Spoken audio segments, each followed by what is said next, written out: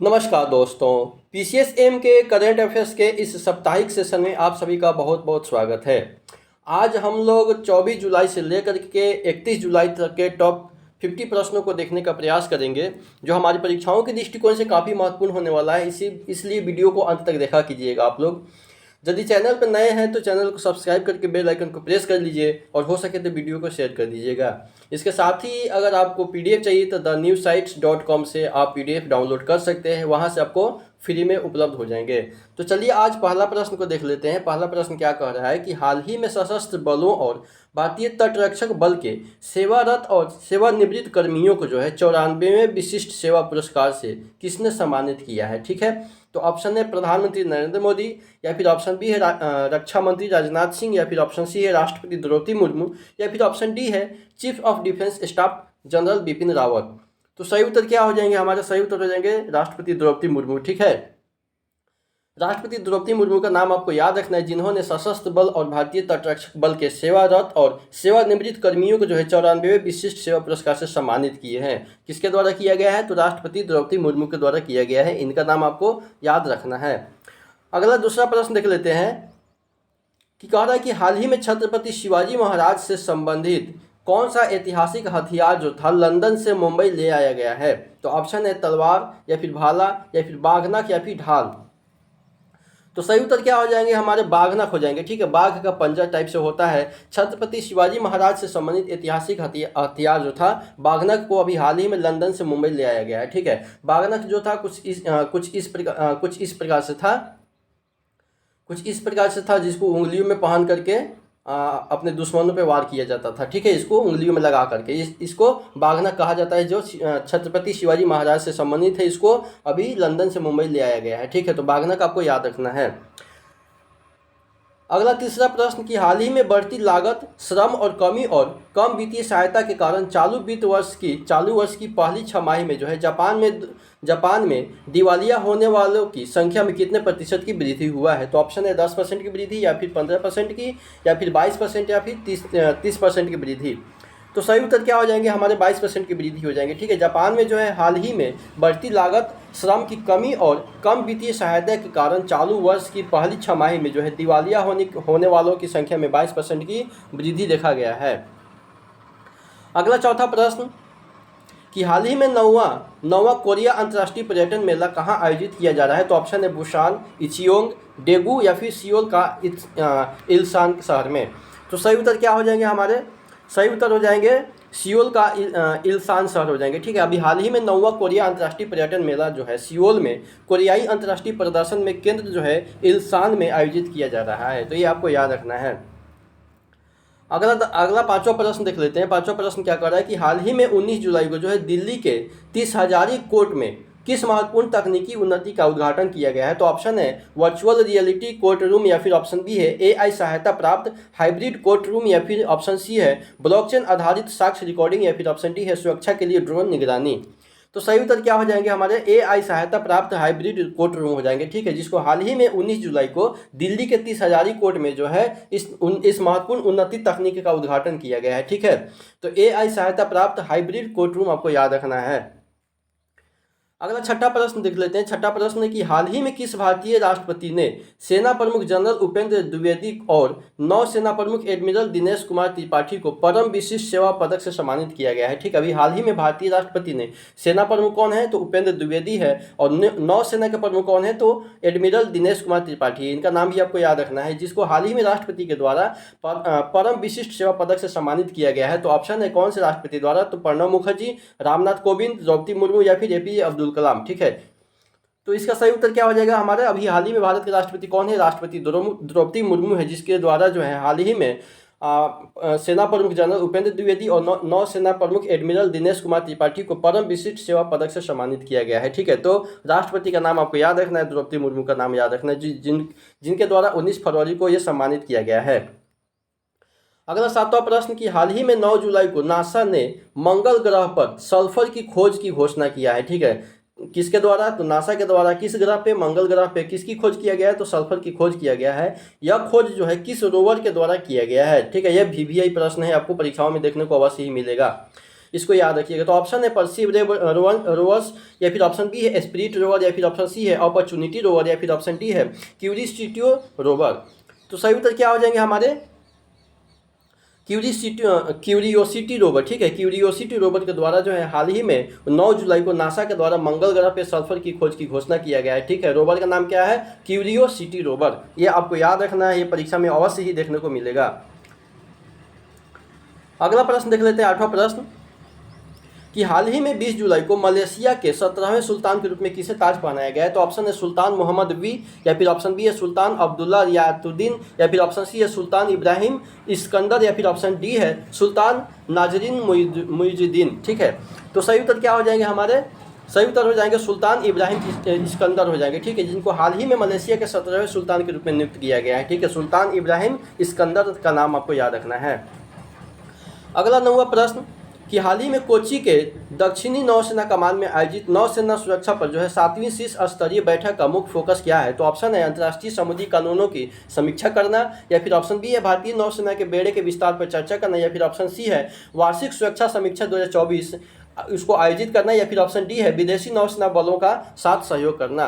तो सही उत्तर क्या हो जाएंगे हमारे? वार्षिक सुरक्षा समीक्षा 2024 आयोजित करना हो जाएंगे। ठीक है, अभी हाल ही में कोच्चि के दक्षिणी नौसेना कमान में जो अभी हाल ही में नौसेना सुरक्षा पर जो है 7वीं शीर्ष स्तरीय बैठक का ये फोकस रहा है। ठीक है, क्या फोकस रहा है? वार्षिक सुरक्षा समीक्षा 2024 आयोजित करना। ठीक है, ये आपको याद रखना है। अगला 10वां प्रश्न,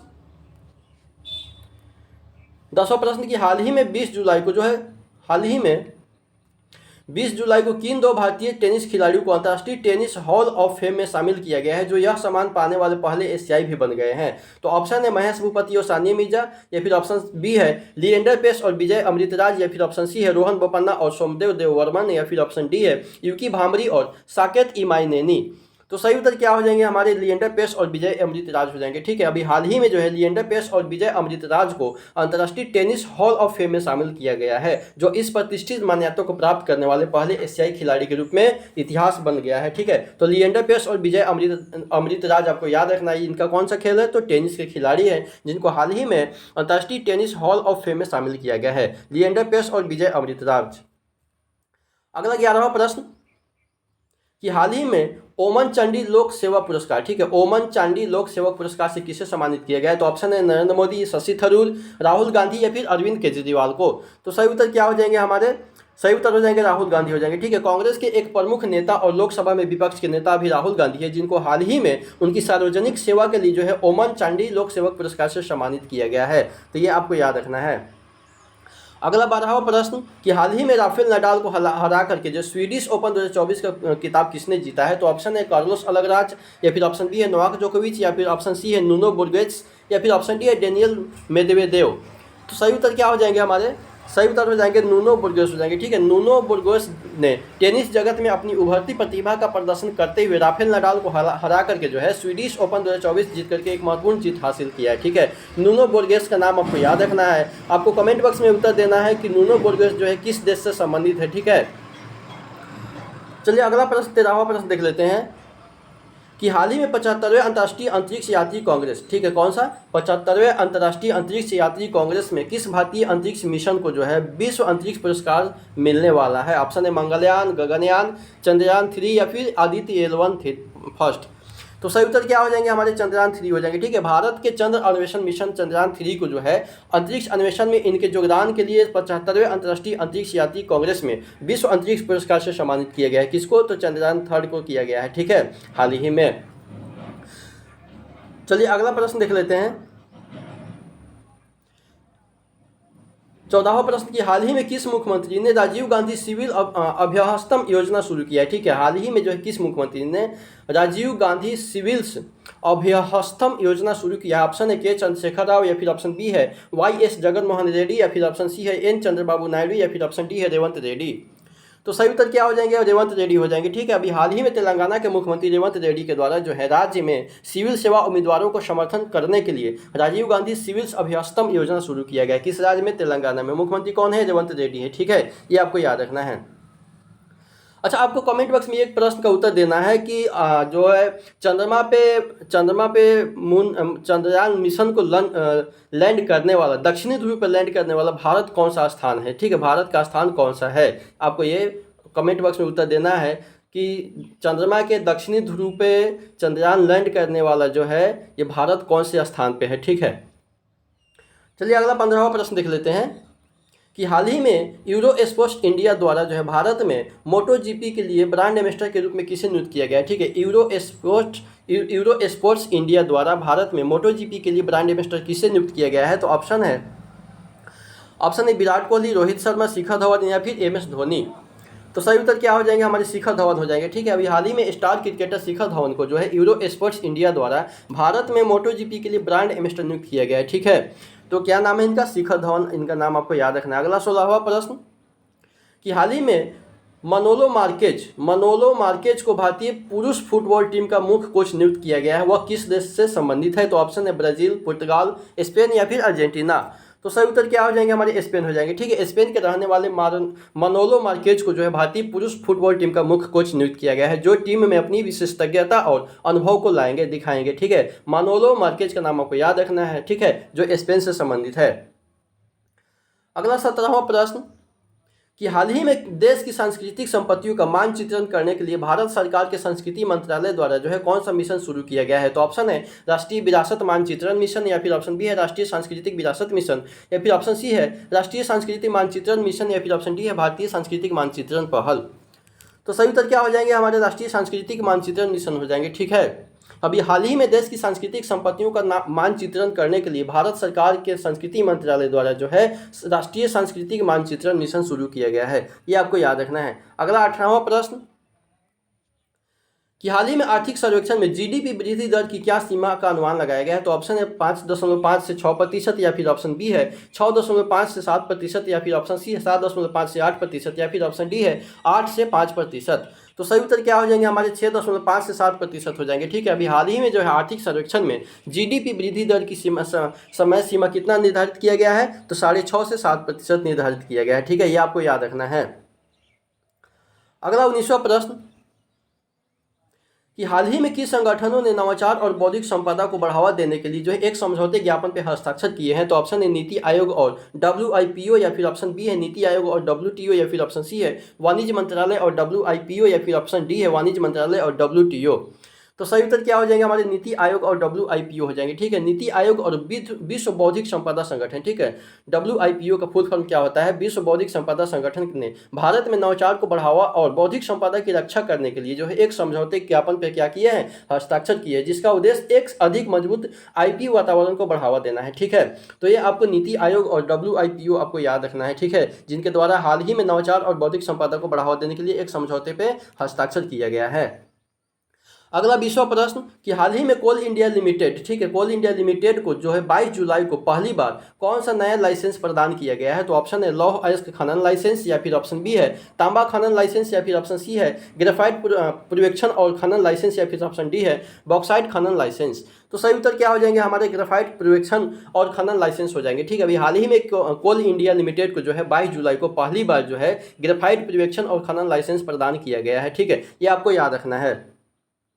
अगला 21वां प्रश्न कि हाल ही में किस भारतीय हॉकी गोलकीपर ने जो है 22 जुलाई को अंतर्राष्ट्रीय हॉकी से संन्यास लेने की घोषणा किया है। ऑप्शन है PR श्रीजेश, या फिर ऑप्शन बी है सरदार सिंह, या फिर ऑप्शन सी है धनराज पिल्लई, या फिर ऑप्शन डी है हरेंद्र सिंह।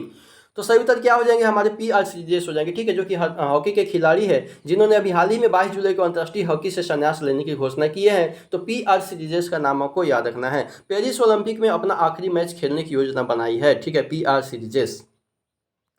अगला 22वां प्रश्न कि हाल ही में बाथ UK में आयोजित 65वें अंतर्राष्ट्रीय गणित ओलंपियाड में जो है भारत ने 167 अंकों के साथ में कौन सा स्थान प्राप्त किया है। प्रश्न क्या है कि हाल ही में बाथ यूके में जो बाथ जगह है वहाँ पे आयोजित 65वें अंतर्राष्ट्रीय गणित ओलंपियाड में भारत जो है 167 अंकों के साथ में कौन सा स्थान प्राप्त किया है।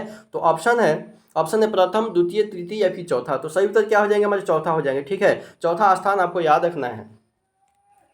अगला 23वां प्रश्न हाल ही में यूकी भांबरी और अल्बानो ओलिविटी ने कौन सा पुरुष युगल का खिताब जीता है? ठीक है, पुरुष युगल का खिताब किसने जीता है? तो ऑप्शन है French open, Swiss open, Wimbledon open या फिर यूएस ओपन। तो सही उत्तर क्या हो जाएंगे हमारे? स्विस ओपन हो जाएंगे। ठीक है, अभी यूकी भांबरी और अल्बानो ओलिवेटी ने टूर्नामेंट में अपनी बेहतरीन टीम वर्क और कौशल का प्रदर्शन करते हुए स्विस ओपन में पुरुष युगल का खिताब जीता है। ठीक है, तो आपको यूकी भांबरी और अल्बानो ओलिवेटी का नाम आपको याद रखना है, जो कि किसके किसके खिलाड़ी है?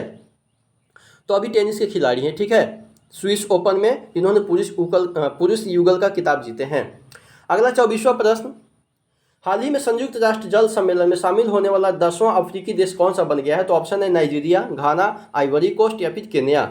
तो सही उत्तर क्या हो जाएंगे हमारे? आइवरी कोस्ट हो जाएंगे। ठीक है, अभी आइवरी कोस्ट संयुक्त राष्ट्र जल सम्मेलन के 10वें अफ्रीकी देश में शामिल होने हुआ है। आइवरी कोस्ट का नाम आपको याद रखना है। आज का अंतिम प्रश्न देख लेते हैं, 25वां प्रश्न। आज 25 प्रश्न नहीं रखेंगे।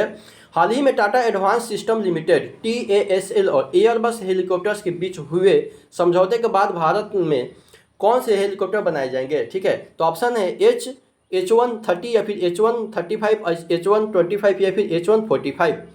तो सही उत्तर क्या हो जाएंगे हमारे? H125 हो जाएंगे। ठीक है, अभी हाल ही में टाटा एडवांस सिस्टम लिमिटेड और एयरबस हेलीकॉप्टर्स के बीच में जो एक समझौता हुआ है, जिसमें अभी भारत में H125 हेलीकॉप्टर बनाए जाएंगे। तो ये आपको नाम आपको याद रखना है। ठीक है, टाटा एडवांस सिस्टम लिमिटेड और एयरबस हेलीकॉप्टर्स ने भारत में H125 हेलीकॉप्टरों के निर्माण के लिए एक समझौते पर हस्ताक्षर किए हैं, जिसके लिए अंतिम असेंबली लाइन स्थापित किए जाएंगे। ठीक है, तो चलिए इसी के साथ वीडियो देखने के लिए आप सभी का बहुत बहुत धन्यवाद। वीडियो को अंत करते हैं।